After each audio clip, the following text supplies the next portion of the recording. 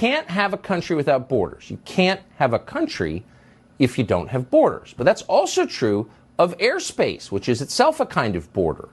So maintaining control of the skies over the United States, deciding who comes in and out and on what terms, that's one of the most basic duties of the Pentagon and has been since aviation began.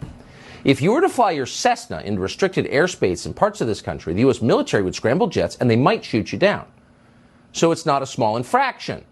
Unless, of course, you happen to be the Chinese government and you're operating an enormous white dirigible designed to spy on American nuclear installations. In that case, you could relax.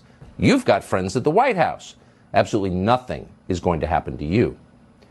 Now, that's not an imaginary scenario. We're not guessing. We know it's true because we're seeing it right now. As you've doubtless heard, an enormous spy balloon the size of several school buses has floated over from central China.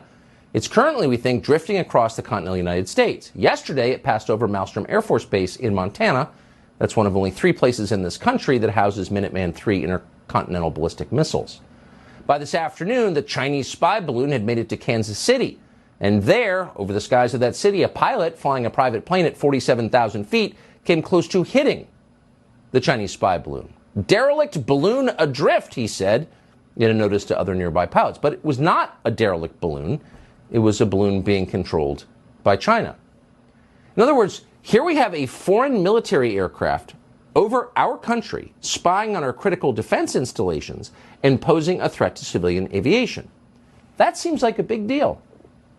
If you want to know how big a deal, consider how would we respond if Putin were doing this? If this were a Russian spy balloon? Well, you'd have the world's shortest news story.